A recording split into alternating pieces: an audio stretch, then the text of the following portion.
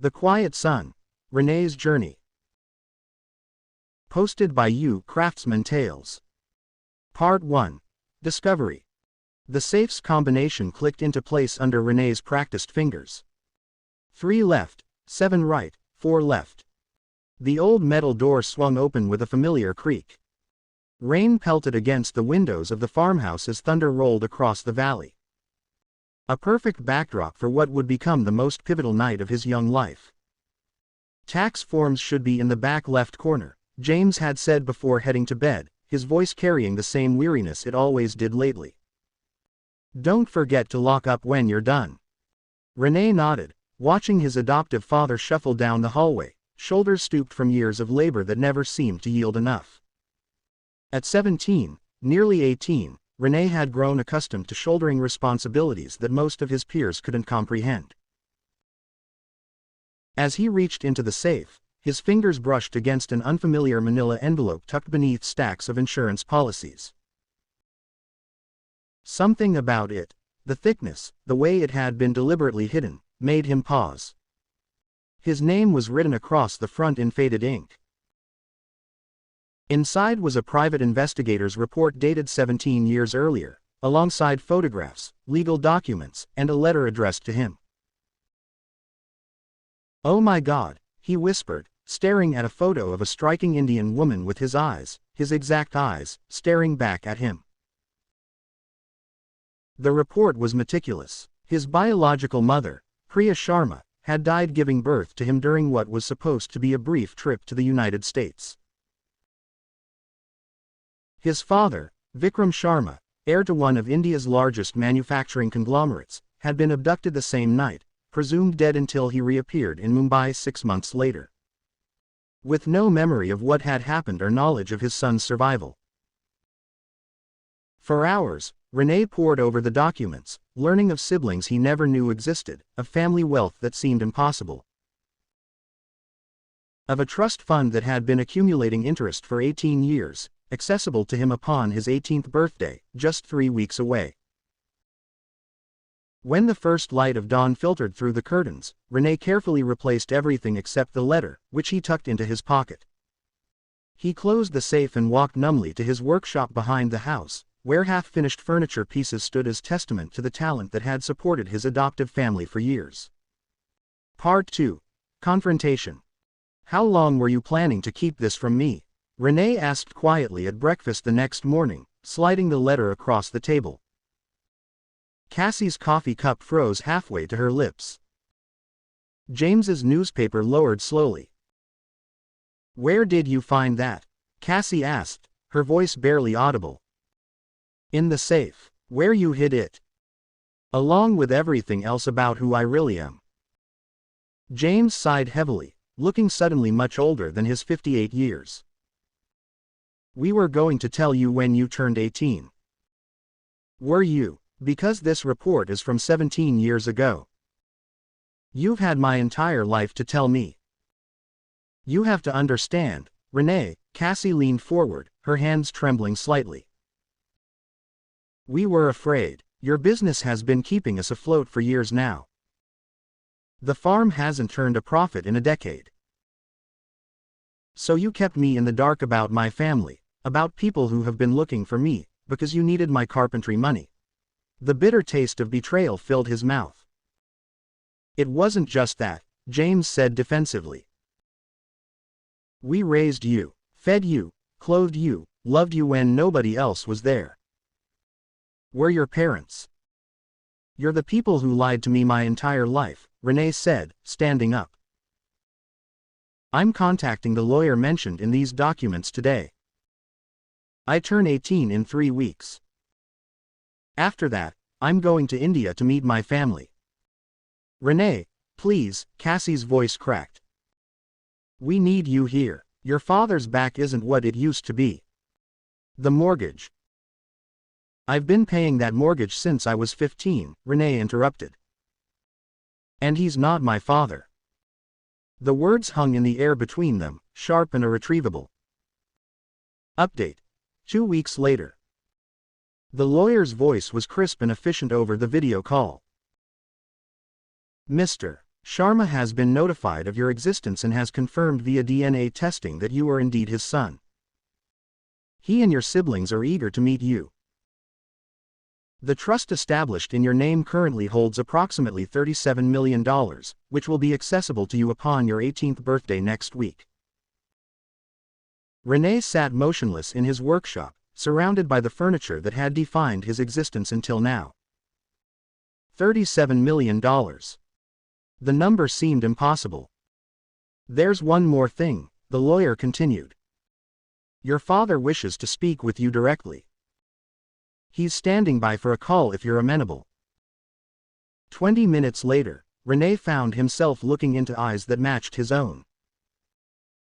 Set in the face of a man with silver-streaked dark hair and a dignified bearing that couldn't be hidden even through a screen. My son, Vikram Sharma said, his voice catching. After all these years, you look so much like your mother. Part 3. Departure. Edit. Thank you all for the overwhelming response to Rene's story. Many of you asked for an update on the confrontation with his adoptive parents and his departure. Here it is. On the morning of his 18th birthday, Rene stood in the farmhouse kitchen for what he knew would be the last time for a very long while. His single suitcase waited by the door. A car would arrive shortly to take him to the airport, where a private jet, his father's, would be waiting. So you're really going, James said, his voice flat. He hadn't shaved in days, and the kitchen reeked of whiskey despite the early hour. Yes. Cassie emerged from the bedroom, eyes red-rimmed. Won't you reconsider, at least for a few months? We can't manage the payments without your income. Rene felt the familiar tug of guilt, but it was weaker now, diluted by the knowledge of their deception. I've arranged for the mortgage to be paid off in full, he said quietly. The deed will be transferred to your names by the end of the week. Their stunned silence spoke volumes. I'm also leaving enough to cover property taxes for the next 5 years. That should give you time to figure out your next steps. We don't need your charity, James muttered, but his relief was palpable. It's not charity, Rene replied. It's gratitude for raising me, mixed with the recognition that you never planned for a future that didn't involve relying on me. That stops today. So this is it, 18 years and you just walk away for people you've never even met. Cassie's voice rose sharply. They're my family. They've been looking for me my entire life, while you've been hiding me from them. We are your family, Cassie shouted. Family doesn't lie to each other for financial gain, Rene said, his calm unbroken. Family doesn't hide someone's identity from them because it's convenient. A car horn sounded outside. All right, when I'm settled, Rene said, picking up his suitcase. And I do thank you for raising me. But I can't stay here and enable this dependency anymore. For your sake as much as mine. He walked out the door without looking back. Part 4. Arrival. Edit 2. Wow, didn't expect this to blow up like it has. Here's the update many of you have been asking for about Rene's arrival in India and meeting his family. Mumbai unfolded beneath the plane like a tapestry of lights and shadows. Rene pressed his face against the window, absorbing his first glimpse of the country that was, by blood if not experience, his own. The private terminal at Chhatrapati Shivaji International Airport was a study in understated elegance. As Rene descended the steps from the aircraft, he saw them, a small group standing together, their posture expectant. Vikram Sharma stepped forward first. In person, he was taller than Rene had expected, with broad shoulders and the bearing of someone accustomed to command. For a moment, they simply looked at each other, father and son, strangers in blood. Welcome home, Rene, Vikram said finally, his voice thick with emotion. Next came his siblings. Arjun, 27, who managed the tech division of Sharma Industries, Divya, 25, a human rights attorney whose fierce intelligence was immediately apparent, and Ishan, 20, a university student who shared Rene's artistic temperament. "We've waited so long to meet you," Divya said, embracing him. "Father never stopped believing you were alive somewhere." The family estate in the exclusive Juhu district was a revelation, a sprawling compound of elegant modern architecture nestled amid lush gardens, with the Arabian Sea visible from the upper floors. "Your mother helped design this house," Vikram explained as they walked through rooms filled with a harmonious blend of traditional Indian art and contemporary furnishings. "She would be pleased to know you've inherited her eye for design and craftsmanship." That night, over a dinner that introduced Rene to flavors he'd never experienced, the family began the delicate process of knitting themselves together. "Your American parents," Arjun asked carefully, "what was life like with them?" Rene considered the question. "They cared for me, but they also used me, I think. My woodworking business became their primary income. They never tried to develop new skills or find better jobs. They just expected me to provide." "And they kept you from us," Ishan added, his indignation clear. "Yes," Rene acknowledged, "though I'm trying to separate my gratitude for their care from my anger at their deception." "A wise approach," Vikram nodded. "What will you do now, my son? You have options that perhaps seemed impossible before." Rene smiled, feeling for the first time the expansiveness of possibility. "First, I want to learn about our family, our culture, our heritage. And then, I'd like to build something that bridges my past and future." Part 5. Foundations. Edit 3. Thanks for all the awards and comments. Here's how Rene begins building his new life. Within 6 months, Rene had established Sharma Artisan Works in a renovated textile mill on the outskirts of Mumbai. The concept was simple but revolutionary, marrying traditional Indian woodworking techniques with contemporary American design principles, creating furniture that told stories of cultural fusion. He spent weeks traveling throughout India, apprenticing briefly with master craftsmen, learning techniques passed down through generations. His natural talent, combined with his willingness to learn, opened doors that might otherwise have remained closed. "You have your mother's hands," an elderly carpenter in Jodhpur told him, watching Rene work. "She visited my shop once, asked so many questions. Curious spirit, just like you." These fragments of his mother, collected like precious stones from those who had known her, helped form a picture of the woman who had given him life. Meanwhile, his relationship with his biological family deepened. Arjun became a business advisor, helping navigate the complexities of establishing an enterprise in India. Divya connected him with artisan communities that had been displaced by industrialization.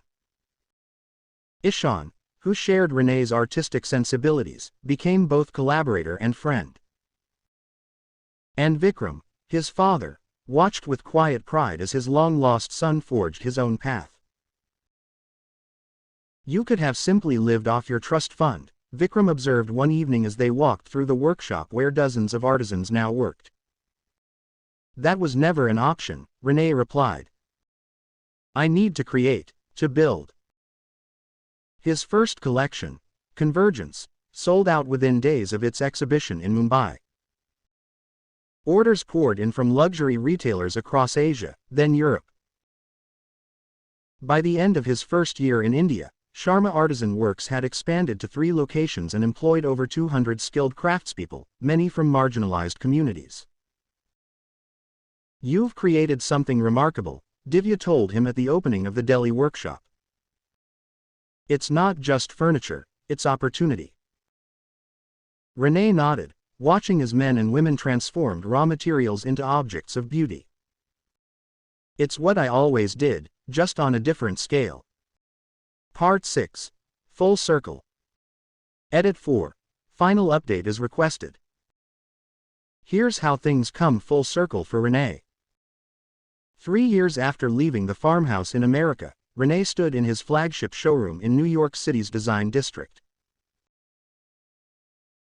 Sharma Artisan Works had become a global phenomenon, not just for the quality of its furniture but for its business model, which emphasized fair wages, sustainable materials, and the preservation of traditional craftsmanship. Mr. Sharma, his assistant approached. "They're here." Rene nodded, straightening his jacket. The meeting had been arranged weeks ago, though he suspected the visitors didn't know exactly whom they would be seeing. James and Cassie Miller looked smaller than he remembered. They entered the showroom hesitantly, eyes widening as they took in the space, the soaring ceilings, the museum-quality lighting, the pieces of furniture that commanded prices equivalent to luxury cars. "Thank you for coming," Rene said, stepping forward. Their shock was evident. Cassie's hand flew to her mouth. James seemed to age another decade in an instant. "Rene," Cassie whispered, this is yours." "Yes, all of it." An uncomfortable silence stretched between them. "We didn't know if you'd want to see us," James finally said. "After how things ended. I invited you here," Rene pointed out. "Please, sit." He led them to a seating area featuring pieces from his latest collection. As they sat, he could see them calculating the value of everything around them. "The farm?" he asked. "We sold it," James admitted. "After the 5 years of tax payments you left us, we couldn't manage it anymore." "And you're working now?" Cassie nodded. "I'm a receptionist at the medical center.